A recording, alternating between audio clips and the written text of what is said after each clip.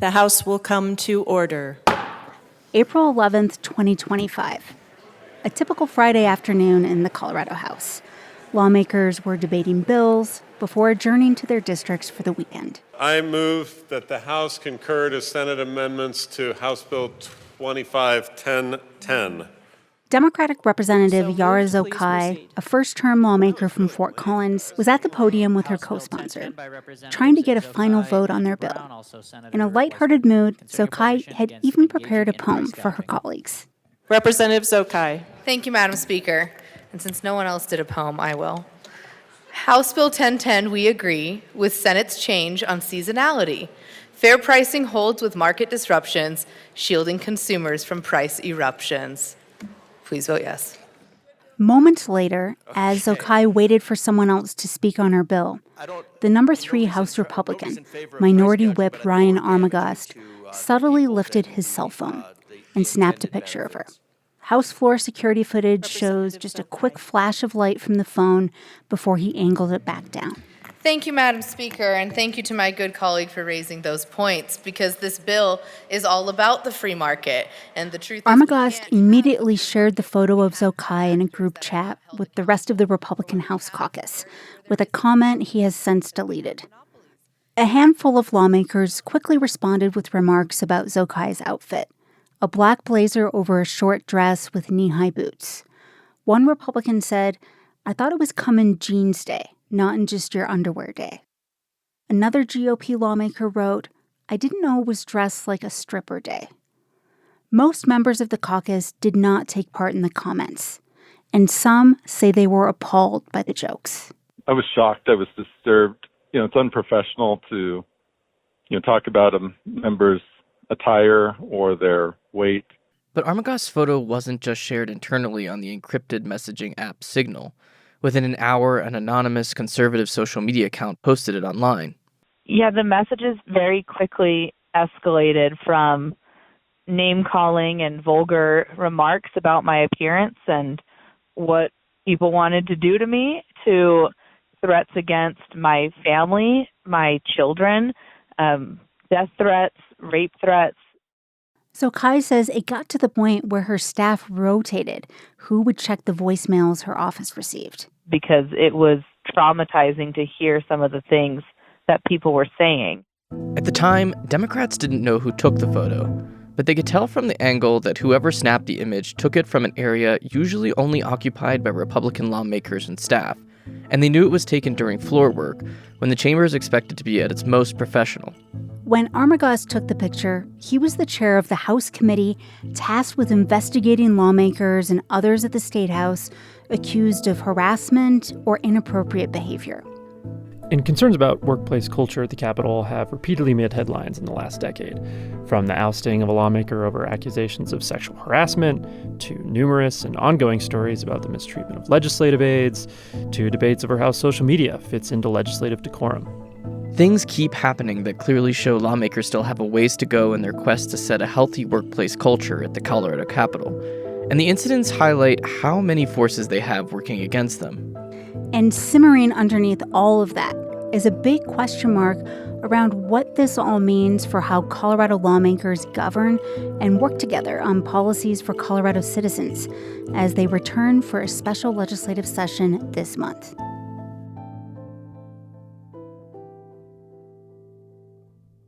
This is Purplish from CPR News and the Colorado Capitol News Alliance, a show about Colorado politics and policy. I'm Benta Birkeland. With me on this episode are Jesse Paul from the Colorado Sun and making his Purplish debut, Seth Klamman from the Denver Post. Hi. Hello. Great to be here. It's great to be back. So for this episode, we're going to be talking workplace misconduct. That issue is not new at the state capitol. Back in 2017, 2018, as the Me Too movement was shaking up workplaces around the nation, I'd started asking about conditions at the State House. And it ended up bringing to light accusations from Democratic Representative Faith Winter. She's a senator now, but she was the first to go public with allegations a male colleague had harassed her and other women at the Capitol. I said no 5 times. Not once, not twice, 5 times. I used all the tools women have to say no. I laughed it off. I told him to go home to his girlfriend. I said no directly. Nothing worked. Each time I said no, he became angrier. He stood closer. He stood over me. I felt unsafe. Accused of harassment and retaliation from a number of women, including lobbyists, Democratic State Representative Steve Lebsock faced a historic expulsion vote. Please close the machine.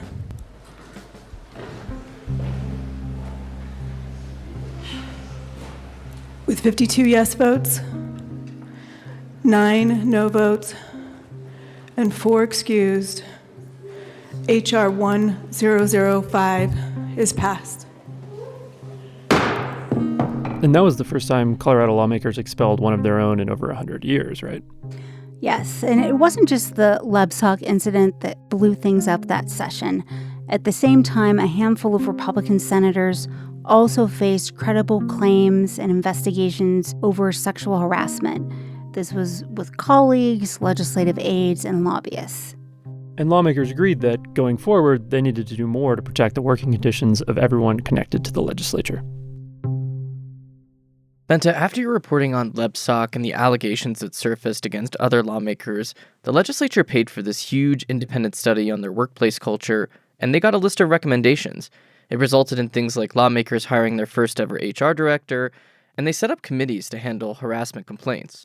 Yeah, that's right. And the goal here with all of this was to create a better working condition, not just for lawmakers, but all the other people that are in that building, from hundreds of lobbyists and legislative aides and interns.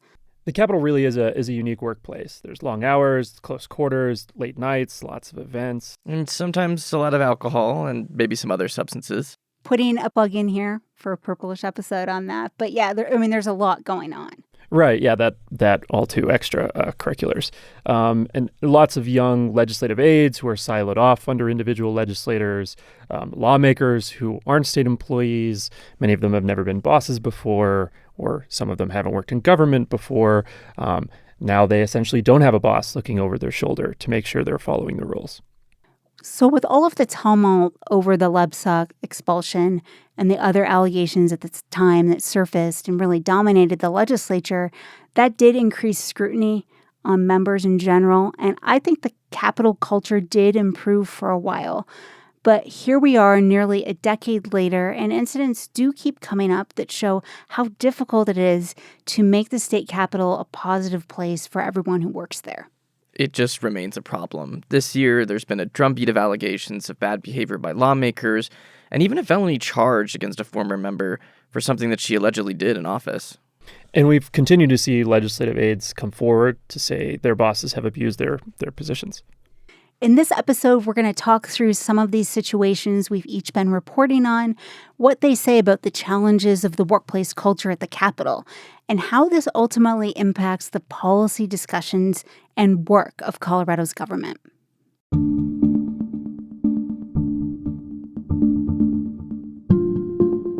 To get us started, let's return to the story of Armagost and Zokai and the photo that could fracture key House relationships. Benta, I think it's fair to say that when it came out that this photo wasn't just a Republican lawmaker snapping it and moving on, but that he shared it in a group chat where other Republicans joked about it, there was a whole new level of outrage. Yeah, and I think there's a lot still unresolved here. Zokai hasn't filed a formal complaint. Some of the Republicans who commented on her photo have apologized. Others haven't, and one even kind of defended her remarks. And Representative Armagost managed to stay on as the head of the House's Workplace Harassment Committee until just a few weeks ago. Yeah, Armagost is actually leaving the legislature. He's resigning for a job and a relationship in Arizona, but he's definitely leaving a lot of drama in his wake.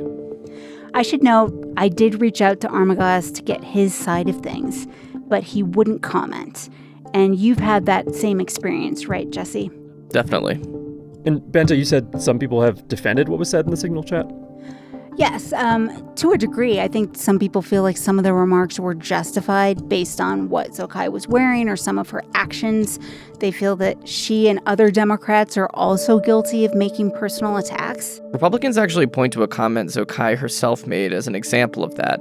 About a week before the photo was taken during a hearing on a controversial transgender rights bill, she compared conservative parents' rights groups to the KKK. Yeah, I remember that happening, but I didn't see it live. I saw it going viral on social media. And some of the Republicans I talked to about this Signal chat and then the subsequent social media post think that a lot of the backlash Zokai has faced is because of an aggressive response to her KKK comments, not because of this picture. But I'll say when you read the comments online under this photo of her, a lot of them aren't attacking Zokai for her politics or trans rights.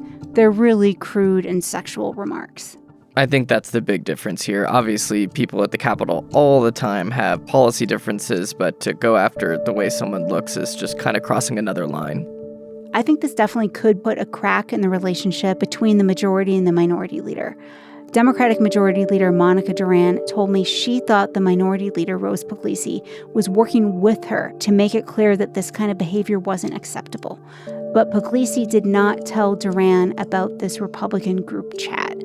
Instead, Democrats had to spend weeks trying to figure out who took this picture. I said it had to have been taken from your side. I don't know who did it, but it had to come from that angle. I said, and it's very concerning.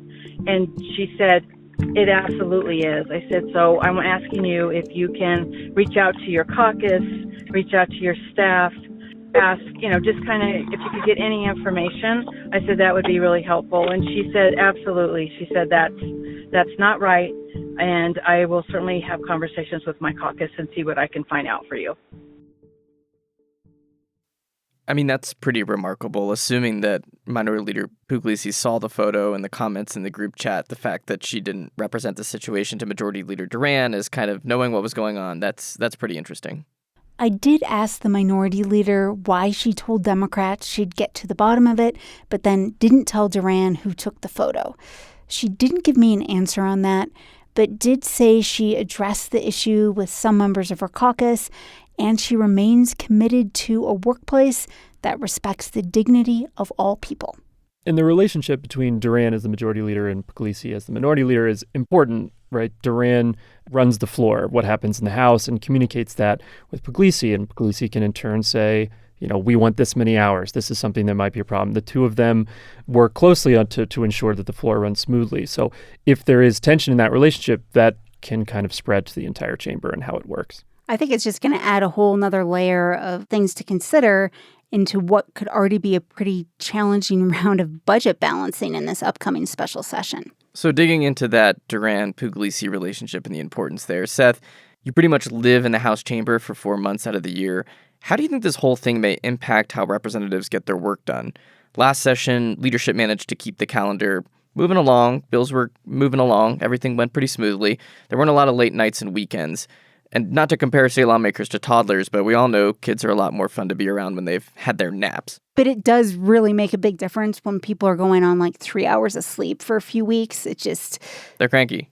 Yeah, yes. I mean, I guess we'll get an answer really soon, right, when the special session starts. And Rep. Zokai, she's a tax attorney. She's going to be one of the Democrats' point people for tax policy coming up in that special session. So she'll likely be significantly involved, too, which adds another layer here. I think it's going to be a bit bruising already, to your point, Benta, because of the politics and the decisions at play here. And this will probably just heighten that. But ultimately, there are 43 Democrats in the House, right? It's a near supermajority. So they have the ability to do what they want. And the tensions between the two sides are real, but ultimately Democrats control it. I think the larger question of what kind of culture exists in the Capitol and who's in charge of policing it and how is something they won't be able to answer in a few days in August. It'll be something that they'll continue to grapple with heading into January. Those few days in August in the hot, air-conditioned Capitol could be kind of tense. And to make things extra awkward, Armagost will be there for the special session. Like I said, he is resigning, but he's actually not leaving until September 1st. And that's after the special session. It should be after it ends, God willing. Jesse, you're typically in the Senate, so can Seth and I join you over there? Never. Never. Oh. Never. So this photo incident is hardly the only workplace situation lawmakers have had to navigate this year. Next, we're going to talk about the committee that handles formal complaints and whether it's working as intended. This is Purplish from CPR News and the Colorado Capitol News Alliance.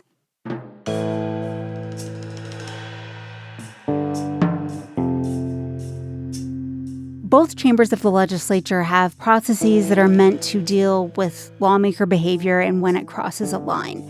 After sexual harassment or hostile workplace claims and investigations dominated the 2018 legislative session, lawmakers set up committees in both chambers to address complaints, and they updated their workplace policy to better define hostile workplace and sexual harassment. Under the policy, sexual comments or innuendo about a person's clothing, their body, or their sexual activity can be a form of verbal harassment, and telling sexual jokes or using sexual words or phrases can also constitute harassment. But the big asterisk here is that the policy doesn't cover social media.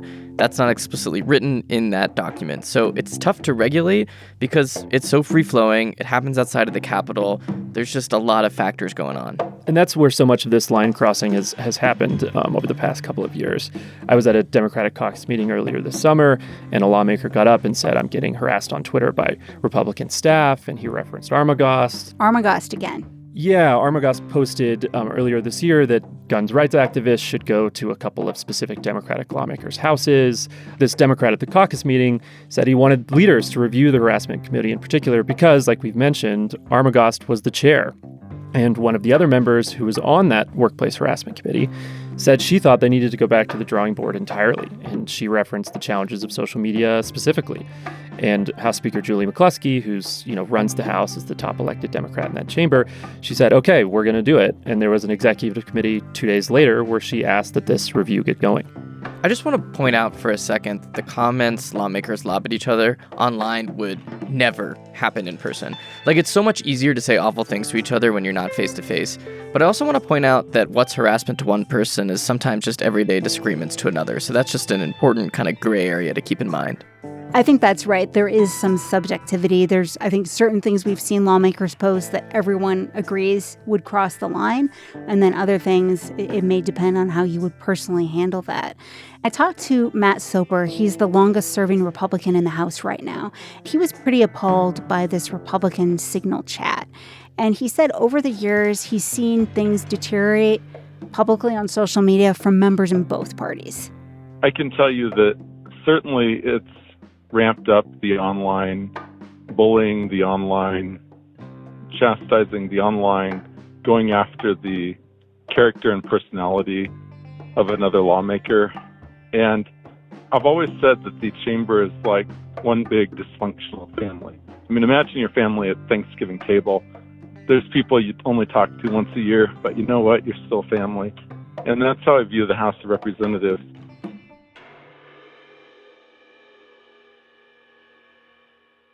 I mean, I guess families are mean to each other, so that makes sense to a certain extent. Maybe they don't criticize the way each other look and make sexual jokes, but this whole thing gets back to the in-person dynamic versus virtual dynamic. No one appreciates being attacked online when you could just walk up to someone at the Capitol and have a conversation.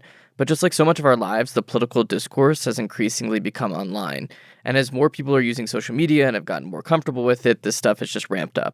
And I do think it can be hard to then, if someone's attacking you on social media, go to the Capitol the next day. Totally. And be sitting 5 feet from them and kind of have a cordial professional relationship. Awkward. Right. I mean, getting back to real life, we've kind of been here before with high tensions in the House. Back during the 2023 special session, former Democratic Representative Elizabeth Epps took to the House gallery to shout down at her colleagues about the war in Gaza, which was pretty unprecedented. She'd also been really blunt, to say the least, when it came to criticizing her colleagues, including the House Speaker and most of the Capitol press corps. She said on social media that her colleagues were racist. And she's certainly not the only one to kind of make some noise online. Republican State Representative Brandy Bradley has had a very spicy online presence, including frequently accusing Democrats of protecting pedophiles.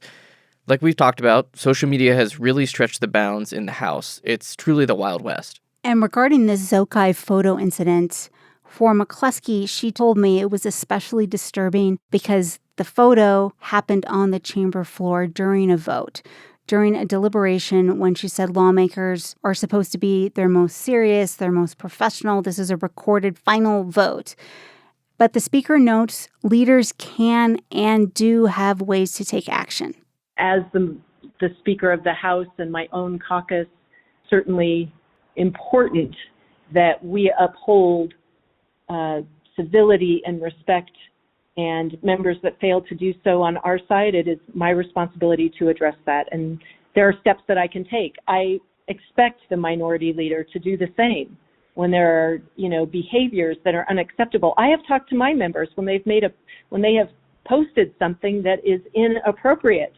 And at least one case, a member terminated their social media account when we had that conversation. She was talking about State Representative Stephen Woodrow, a Denver Democrat, who referred to President Donald Trump as the devil in a tweet on the day a would-be assassin tried to take Trump's life. Yeah, that didn't go over well.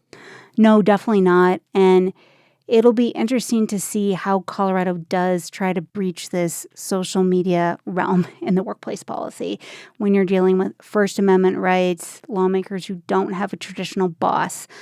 They're going to wade into a lot of really challenging areas.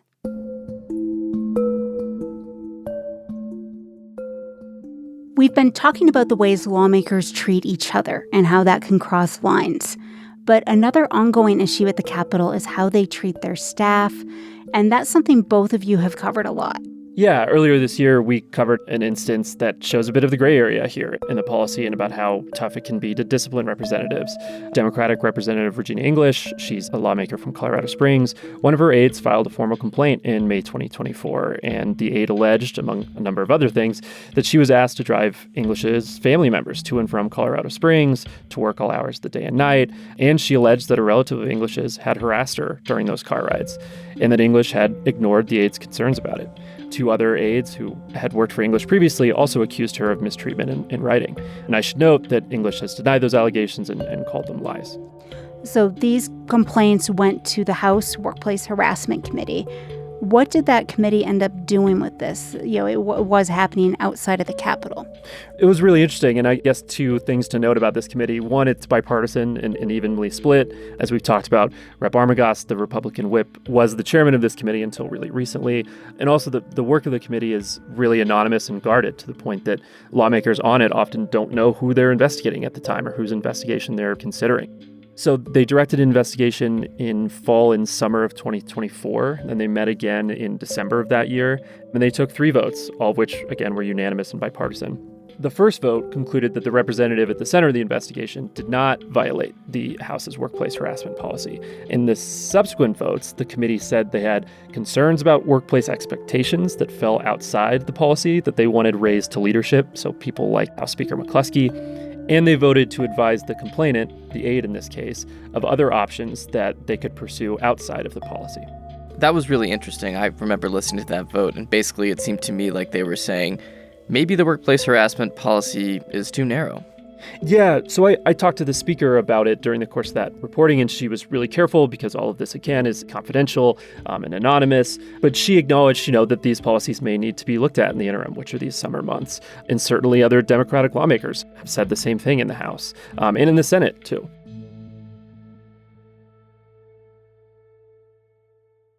All right, well, we've been talking about instances where the existing workplace policies fall short, but on Purplish, we like to give you some silver lining, and they have been used at times to hold lawmakers to account, right? Yeah, and I think the thing that immediately jumps to mind is Sonia Hawkes Lewis. She was a Democratic senator from Boulder County. She resigned from the legislature in February after numerous accusations and allegations by former and current aides that she had mistreated and exploited them. Her case went to an ethics committee in the Senate, but they didn't actually get to take any action against her, and that's because she announced her resignation after it came to light that she had allegedly fabricated letters of support from former aides that were sent to the panel. So explain this just for people. So she's in this committee trying to defend herself, but then she fabricated letters? Exactly. Basically, she was trying to say, I've treated my aides well, and so she submitted these so-called letters of support, but it turned out that the aides who had purported to write those letters said, hey, I didn't actually write those. I mean, we'd reported on a fake resignation letter she'd written on behalf of an aide, and, right. And that was an issue earlier. And I think we heard from her colleagues, a lot of people had issues with Hawkes Lewis. Do you think that contributed to all of this? There was definitely no love lost for Senator Hawkes Lewis as this whole thing was kind of playing out. But she's now actually facing a felony accusation of attempting to influence a public servant because of those letters that we just mentioned. And it just goes to show that these things can really have some serious consequences. So we only have 6 more instances to go through, guys. But all of this does, in all seriousness, bring us to the other workplace issue at the Capitol right now that they're dealing with. And this is Republican Representative Ron Weinberg. Both of you have reported on this. Yeah, there's a growing list of predominantly women who have accused him of inappropriate and bullying behavior, so far all before he joined the legislature. Right. All those accusations were instances that happened before he became a state lawmaker. And all this started really becoming public when 2 women who are active in Republican politics sent a letter to the House GOP caucus accusing Weinberg of making some really crude sexual comments toward them at a conservative conference a few years ago. And it sounds like this was really a thing at the time. Like, a lot of folks knew about it. Weinberg denies these allegations, but he did remove his name from contention for a leadership position at the State House. And he was actually running to replace Armagost as whip. It all comes back to Armagost. But what is the latest here with Weinberg? So we've got these allegations. It's prior to his time in office, but what's the status of everything? Yeah, we're still learning more. And one of his colleagues, Rep. Brandy Bradley, who's also a Republican, has filed a complaint against him. So there'll probably be more coming out in the legislative process. But we reported a couple of weeks back about a number of concerns that were raised about his behavior during his time as the chair of the Larimer County Republican Party, which ended in November 2022 when he was appointed to the legislature. During his time there, he allegedly tried to intimidate and bully women in particular when they opposed or disagreed with him, and his behavior actually prompted policy changes in that organization. You mentioned a complaint from Representative Brandy Bradley against Weinberg. What can you tell us about that? So Rep. Bradley accused him of copying a master key to the Capitol to get into rooms that weren't his in the Capitol. And he was investigated by the House for doing so earlier this year. And Rep. Weinberg has denied making a master key. He said he just sort of borrowed one that was in the possession of staff. But that's now going to go through this whole process as well. And Bradley also recently filed a campaign finance complaint against Weinberg for his spending practices. So that suggests that this could get really ugly in that caucus. Yeah, and I think people might be surprised by how bad it can be at the Capitol behind the scenes, right? We talked about the long hours. You wrestle with really tough policies. We should also say, right, that it's not all conflict. Rep. Weinberg often grills out on the Capitol or on the House balcony. They sing happy birthday to each other. They do impromptu impressions of each other. You were talking about Rep. Zokai reading a poem earlier. They travel together sometimes. But the tense moments are really tense, and there's often not a clear way to diffuse it or move on other than to get yanked into a side room and get scolded by your leadership. Kind of goes back to that family comment that Matt Soper made. Yeah, and they're all together every day. It's not like Congress where you see members come in and take a vote and the chamber's empty. These lawmakers are seated next to each other day in and day out. They really are in the trenches together, and I don't think anyone can fully understand what it's like to be a lawmaker unless you are a lawmaker. So there is this sense of camaraderie that we do see, and a lot of bipartisan bills that they pass. Jesse, you spend a lot of time in the Senate, and in recent years, that chamber has been less acrimonious. Do you think it's because, in part, because there are only 35 members? I think it's probably just because I'm there. You're just that calming presence. I'm that calming presence, yeah. Said no one ever. Look, the 35 members, it certainly does make it easier because you've got fewer people. The House is 65 members. That means fewer interpersonal dynamics. And the districts that they represent are bigger and more competitive, so it's maybe not as much of like a partisan boiled down to kind of deal. It's a different vibe, and that has a lot to do with the people in the chamber right now, for sure. It's more somber. It's run by nonpartisan staff who take things very strictly, as I know I've been yelled at by retiring Frank a lot.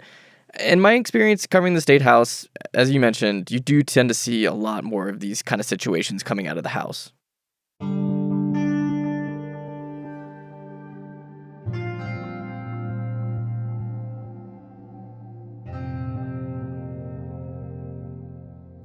One of the trickiest things about policing Capitol culture is that so many incidents fall into gray areas. And for a workplace where the main actors aren't really employees and there's no typical HR department that we'd have in most workplaces to sort things out, it can be a real question how and even whether incidents get handled at all. There's the political stakes as well and what it means for the given party and the messaging. And I know personally, I can't bash my colleagues on social media and then go to work the next day and everything's just totally fine. Yeah, I mean, I had to make a fake Twitter account to bash Jesse. That was you? Who knows? Who's to say? But in all seriousness, I mean, I remember talking to a former legislative aide a few months ago who made the obvious point that corporate America is not perfect, as we learned during Me Too. There's so much that happens in the Capitol that just could not fly in a typical workplace. And there's weird power lines and authority. Who do lobbyists report to? Who do journalists report to? Who do the aides report to? Who do legislators report to? Yeah, we haven't even gotten into the lobby corps, but that's a whole nother entity that's been subject to harassing behavior and also harass people, and they work in the building full-time too during the session. Yeah, we can tackle that next episode. But to be fair, look, this isn't corporate America, so I kind of disagree with that analysis or that connection. Lawmakers are basically only accountable to their constituents. Yes, there's the ethics committee. Yes, there is the workplace harassment committee, but as we've kind of talked about, those things maybe don't always pan out in terms of consequences for lawmakers. There are a few limited examples of that. And most people have no idea who their state lawmakers are, let alone how to pass a bill, let alone what goes on every day at the Capitol. One thing I keep coming back to is, what does all of this mean for Coloradans? How does this workplace conduct impact policymaking? I mean, it makes the Capitol inefficient, right? It distracts from the real issues at play that you're talking about, the real serious work that they're doing on behalf of Coloradans. They're passing the budget, they're passing laws. And it means that folks aren't represented when people have to resign or get shunned because of their behavior. And I mean, as a good example of that, here's three reporters, and we've been talking about the workplace culture, right? For, I don't know, how long have we been in the CPR studios? Yeah, I'd much rather talk about chain policy, chain law on I-70 or something. Big chain How about guy. a $1 billion cut to the budget? Yeah, there you go. At this point, Bento, what's your sense of how lawmakers are moving forward in the wake of all these latest incidents? I've talked to the speaker about this and other legislative leaders, and Democrats say the legislature is redefining the role of this workplace relations office so they can try and do a better job of addressing the complaints that come up. But I think a lot of this is to be determined. As we've talked about, so many things are in flux, and we're coming back for a special legislative session. So I have a hard time predicting what the ultimate ramifications of all of this will be. But they've started that process, right? Like the legislature passed a bill last session that changed the Workplace Relations Office to a Human Resources Department. Although they didn't go any further than that, in part because they don't have any money, but at least that little tiny bit of groundwork has been laid. And one thing Democrats said, too, is they were looking to other states to see if other states have crafted policies that they could model off of, or seeing how it's working at the 49 other state capitals in the country. Well, we won't have to wait very long to see how this all plays out, as we're about to head back to the Capitol to plug a $1 billion hole in the state budget. High pressure, high stakes, high emotions. TBD. That's it for this episode. Purplish is a production of member-supported Colorado Public Radio and the Colorado Capitol News Alliance. The CCNA is a collaboration between KUNC News, Colorado Public Radio, Rocky Mountain PBS, and the Colorado Sun, with support from news outlets throughout the state. Funding from the Alliance is provided in part by the Corporation for Public Broadcasting. I'm Jesse Paul. I'm Benta Birkland, and thank you to Seth Klamman from the Denver Post for joining us. Anytime. It was really cheap to get on this. We're always happy to accept your money, Seth. Our producer is Stephanie Wolf, and our editor is Megan Verlee. Sound design and engineering by Shane Rumsey. Our theme music is by Brad Turner. Purplish will be back in your feeds soonish. Subscribe now so you don't miss an episode. This is Purplish from CPR News and the Colorado Capitol News Alliance.